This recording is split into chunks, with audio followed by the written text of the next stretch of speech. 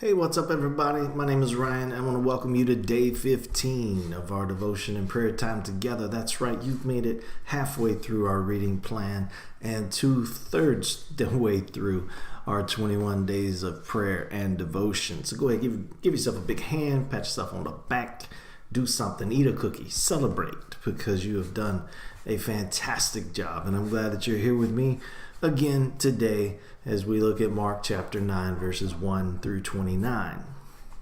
Now, this is one of those interesting stories that we start the chapter with, and to me it's kind of vivid, and I like to kind of play around with it in my mind, to be honest with you, because I just see Jesus taking John and Peter and James up onto the mountain, this very high mountain that we call the Mount of Transfiguration.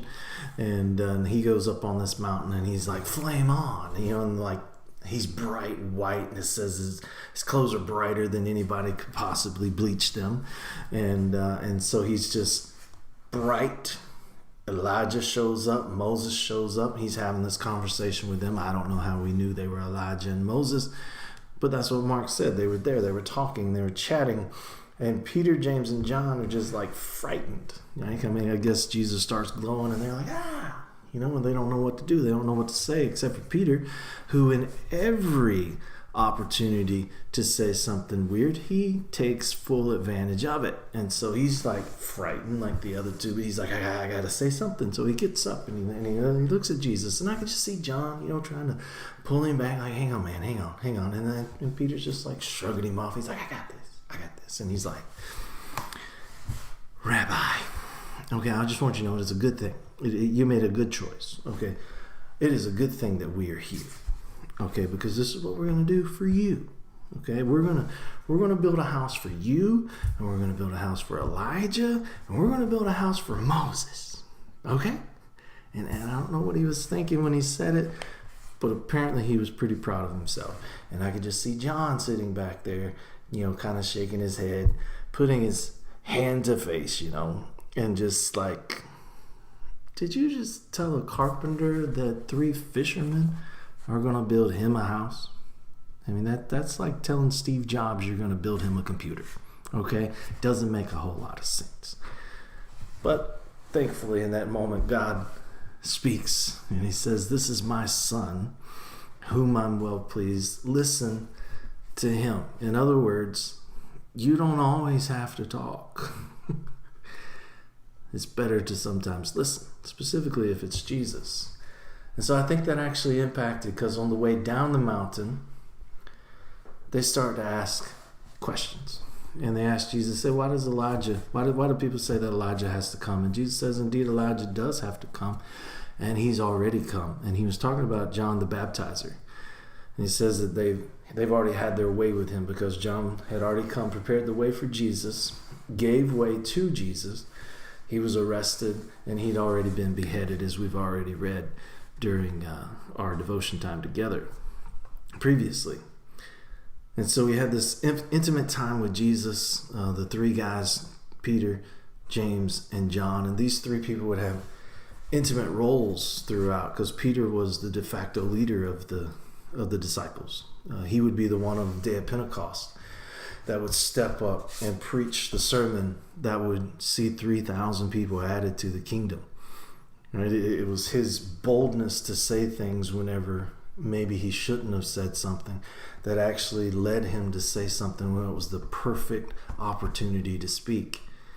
And here's James, who was going to be the first disciple of Jesus, the actual one of the 12 to give his life for Jesus. And so he had a boldness from perhaps this intimate relationship that he shared with the 3 and Jesus. And John, of course, would go on to write the book of Revelation, the Gospel of John, the books of 1st, 2nd, 3rd John. And he just had a special relationship with Jesus that no one else has ever experienced before. And so it's really interesting seeing this story, but then as they come down from this intimate time, they see the rest of the disciples, the other 9, arguing with the teachers of the law. And so Jesus is like, what are y'all arguing about now? And so this guy speaks up and he says, well, I brought my son to your disciples. Okay, so it's almost an accusation. Like, look, I brought them to the right place. I brought them to your people, okay? And he's been demon possessed. He's had this issue, and he can't speak, and they can't do anything to help me.